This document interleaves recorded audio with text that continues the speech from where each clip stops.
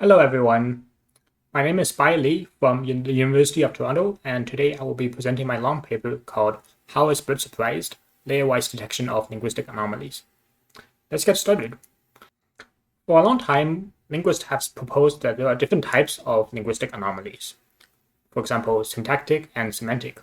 An example of a syntactic anomaly is the cat won't eat enough food, whereas semantic would be the plane left at the runway instead of landed at the runway.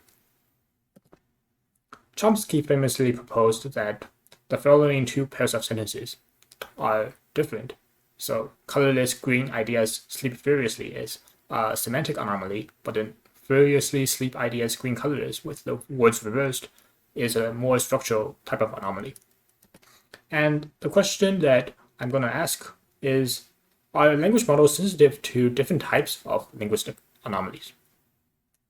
And another way to motivate this is from neurolinguistic studies. Early work in these studies found that when you present a reader with a sentence that has either a semantic or a syntactic anomaly, the brain reacts different ways. So when you have a sentence that has a semantic anomaly, then typically an N400 signal is triggered in the brain. Whereas if you have a morphosyntactic anomaly, you tend to get a P600 signal. However, follow-up experiments found that the difference between these two event-related potentials are not so simple as syntax versus semantics. But we would like to ask the same questions for language models. Can you, depending on the type of anomaly, do they trigger different kind of patterns?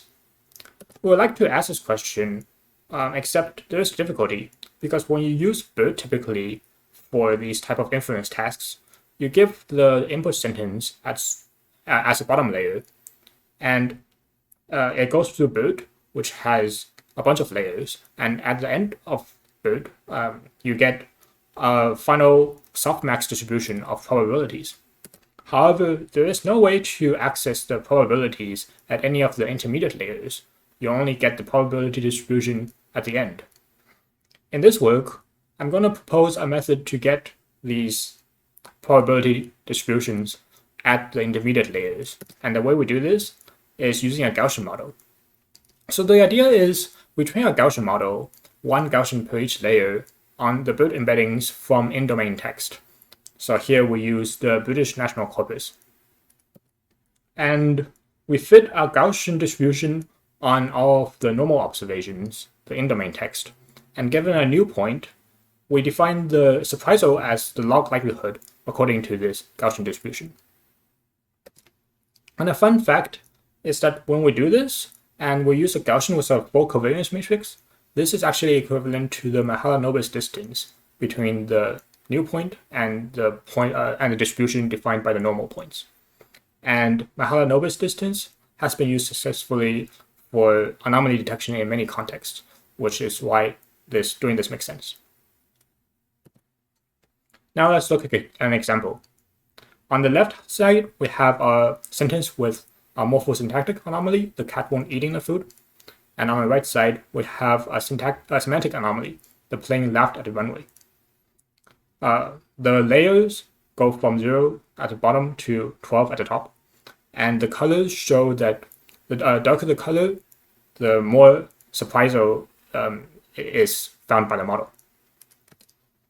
First thing we notice is that for the syntactic anomalies, the highest surprisals start at the middle layers, around 5 to 6. But in the semantic case, the high surprisals only start in the upper layers, around 9 and 10. Furthermore, we find that in the lower layers, the infrequent tokens are the ones that generate high surprisal. So the words like runway have high surprisal, but the word like the has very low surprisal. Now let's evaluate the model to see how well it works.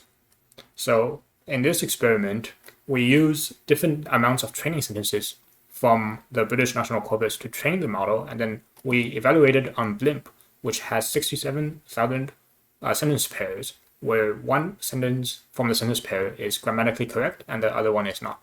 And the task is to determine which one is correct. And we find that it takes only around 1,000 sentences for the accuracy to plateau, and it doesn't giving it more data doesn't really help the model very much. And Roberta is the best performing model, achieving around 83% accuracy on BLIMP, and this is competitive with other ways of using transformer language models to solve this task. We also experimented with different types of covariance matrix with Gaussian mixture models, so instead of a single Gaussian, and with one-class SVMs. But none of these significantly outperformed just using a single Gaussian with full covariance matrix. Now recall that in the lower layers, the high surprisal tokens are the ones that are infrequent. To quantify this, we compute the Pearson correlation between the log frequency and the surprisal, and indeed, we find that in the lower layers, the Pearson correlation is very high, but this diminishes once you get to the higher layers. And this is the same pattern appears in all three of the models that we checked. Now let's talk about types of anomalies. So the first type of anomaly is the morphosyntactic anomaly. So this is an error in the inflected form of a word. For example, the boy eat the sandwich instead of the boy eats the sandwich. Next, a semantic anomaly is a violation of a semantic restriction. For example, the house ate the sandwich. And a common sense anomaly is a situation that's atypical in the real world but is grammatically correct, like the customer saved the waitress instead of the waitress served the customer. The data sources come from several places. So first, BLIMP has 3 tasks which we use, and these are generated by templates. And we also collect many tasks from psycholinguistic papers, and these are written by researchers as well as carefully validated, so they're more high quality. Now here are some example sentences for each of the tasks. We have 3 tasks for morphosyntax category, 5 tasks for semantics, and 4 tasks for common sense. Next, we define the surprisal gap as the average difference between the surprisal for the correct sentence minus the incorrect sentence. And this is scaled by standard deviation. And the reason we scale it is because the tasks in the previous slide differ on the length. So we want to be able to compare tasks where the sentences have different lengths. And now let's look at the results. So first, the morphosyntactic anomalies, they produce surprisals starting from layers 3 or 4. And the semantic anomalies, they tend to have lower surprisals until the upper layers, say 9 or above. But this is not always the case. In the second example, in the second task, it's actually a semantic task, but the surprisal pattern is more like a morphosyntactic task in the previous slide. So it's possible that something else is going on here, that the difference is not actually between syntax and semantics, but we'll need more investigation to find out what is actually causing this. And finally, the common sense tasks, they don't trigger any surprisals at any layer. Now let's compare the Gaussian anomaly model versus the mass language model.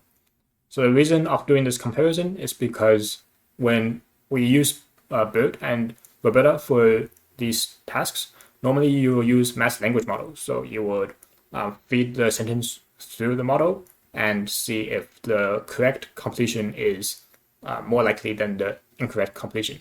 Now, how does this compare versus our proposed model? So we find that MLM usually does better than a Gaussian model, but it does not solve every task. So especially the one of the common sense tasks, it does not do better than random, but overall it does better than the Gaussian model. But the difference is uneven.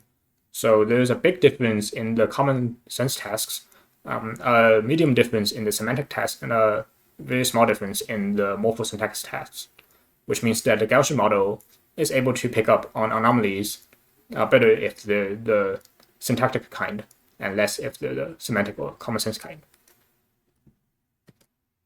Now let's conclude. So in this paper, we proposed a new method to measure surprisals at the intermediate layers of language models. we proposed a Gaussian model, which we validated using the BLIMP dataset. And then we found that it only requires a small amount of in-domain data to train, around 1,000 sentences. And finally, we found that Roberta exhibits different internal patterns depending on the type of linguistic anomaly, whether it's morphosyntactic or semantic or common sense. We also experimented with the BERT and XLNet models. But due to time, we did not cover this in the presentation, but we encourage you to look at our paper to get all of the full details. Thank you for tuning in, and I hope you enjoyed my talk. And finally, here's a list of references that I mentioned. Thank you.